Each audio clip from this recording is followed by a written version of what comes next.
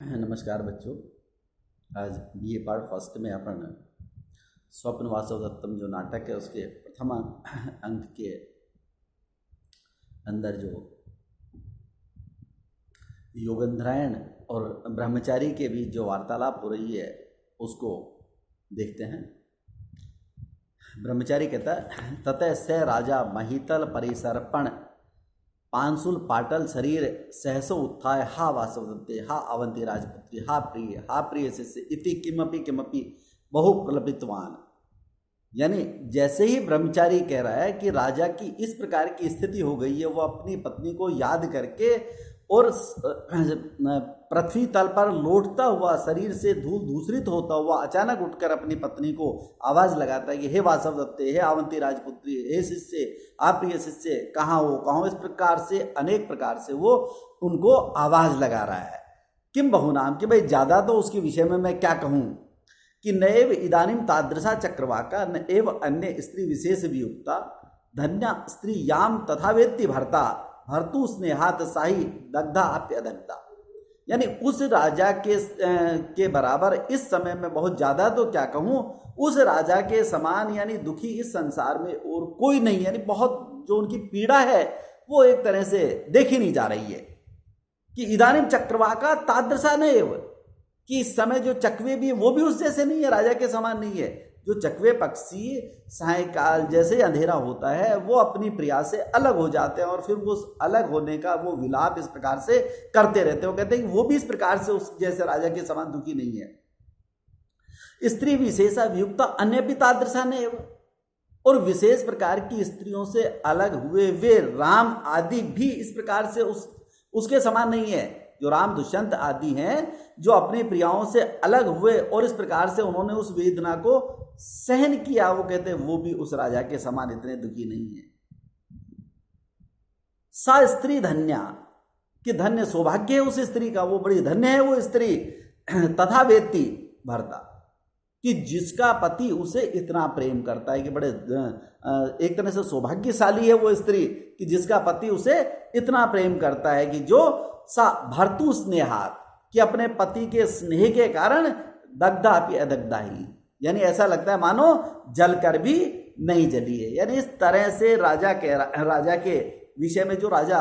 की पीड़ा है उस पीड़ा के विषय में ब्रह्मचारी इस प्रकार से कह रहा है कि मैं ज्यादा तो क्या कहूं, इस समय उस राजा के समान वे चक्रवाक पक्षी भी नहीं है जो इस प्रकार से अपनी प्रियाओं से अलग होकर वो विलाप करते रहते हैं पूरी रात भर। इस प्रकार से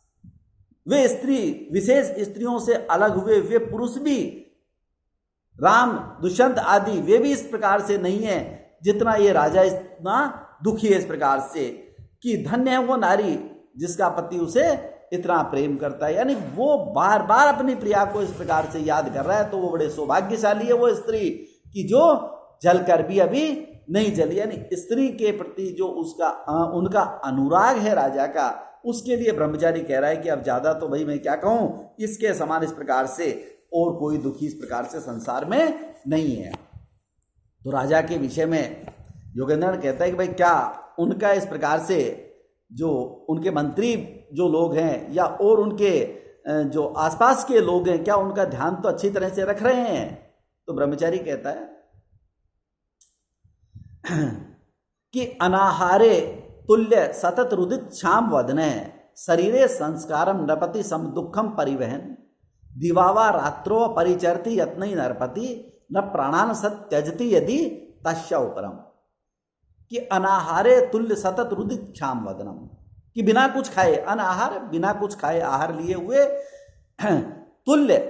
उसके समान, जैसे राजा अपने दुखों को वहन कर रहा है ऐसे ही मंत्री भी इस प्रकार से बिना कुछ खाए हुए उस राजा के समान ही सतत रुदित क्षाम वदन है, यानी निरंतर रोने से दुर्बल कपोलों वाला हो गया इस प्रकार से। नपति समदुख शरीरे संस्कार परिवहन, उस राजा के समान ही निरंतर इस प्रकार से संस्कारों को बड़े पीड़ा के साथ में, बड़े दुख के साथ में शरीर का संस्कार आदि जो क्रियाएं हैं, दैनिक जो नित्य कर्म है उन नित्य कर्मों को करता हुआ, जो स्नान ध्यान आदि है, संध्या वंदन आदि है या मलमूत्र का त्याग आदि है, जो नित्य कर्म होते हैं वो नित्य कर्म करने आवश्यक है। इसलिए वो राजा दुखों का वहन करता हुआ इस प्रकार से और शरीर के संस्कारों को करता हुआ दिवावा रात्रोवा, दिन रात बड़े प्रयत्न पूर्वक नरपति परिचरती।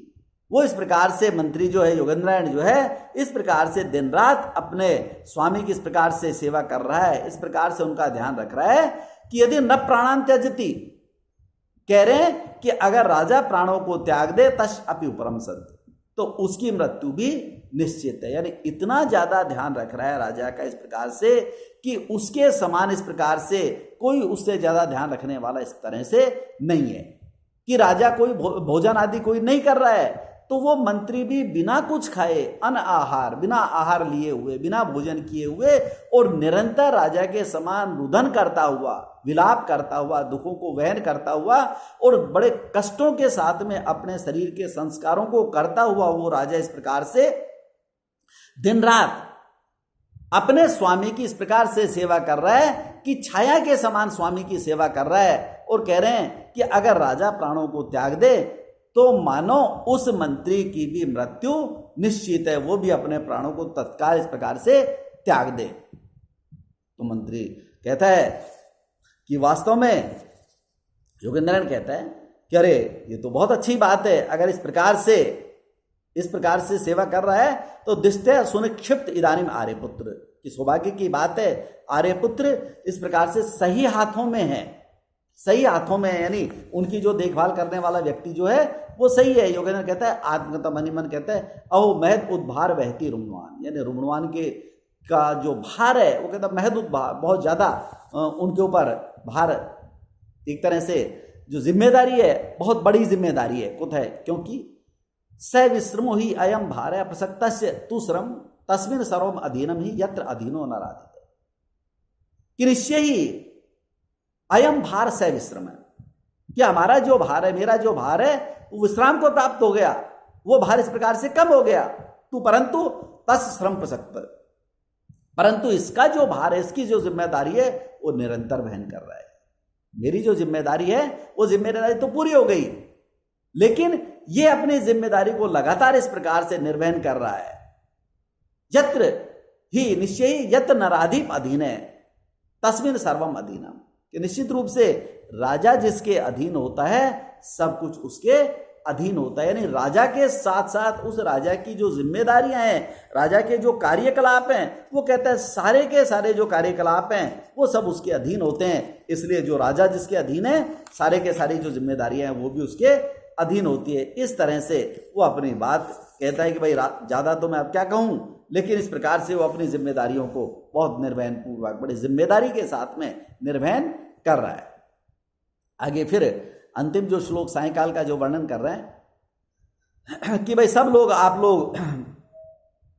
इधर आइए, इधर आइए। वो कहते हैं, कंचुकी कहती है कि खगा वासो पेता सलिलव गाढ़ो मुनि जने प्रदीप्त अग्निर्भाति प्रविचरती धूमो मुनि वनम परिभ्रष्ट दूरात अपि रवि से संक्षिप्त किरणौ रथम व्यावृत असो प्रविशति शनै अस्त शिखरम। यानी खगा वासो पेता, खग है जो पक्षी है, वास अपने घोंसलों में उपेत कहते जाना,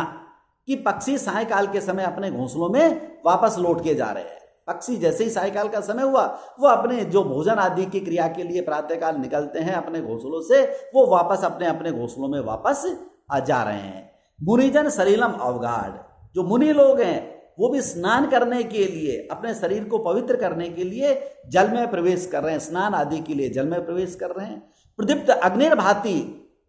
और जो प्रज्वलित अग्नि है वो इस प्रकार से चमक रही है, चारों ओर इस प्रकार से अग्नि चमक रही है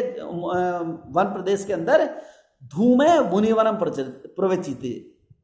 प्रविचरती, और उसका जो धुआं है अग्नि का, जो यज्ञ अनुष्ठान के लिए जो अग्नि प्रज्वलित की जाती है, उस अग्नि के साथ में जो धुआं होता है वो भी चारों ओर इस प्रकार से फैल रहा है। तो कहता है दूरहात परिभ्रष्ट संक्षिप्त किरणौ, दूर से गिरा हुआ जो और अपनी किरणों को समेटे हुए असौ रवयपि, ये सूर्य भी रथम व्यावृत, अपने रथ को वापस लौटाकर शनै अस्त शिखरम प्रविशति, धीरे धीरे अस्ताचल की ओर इस प्रकार से जा रहा है। कि भाई पक्षी सायंकाल का समय जैसे पक्षी अपने घोंसलों में चले गए,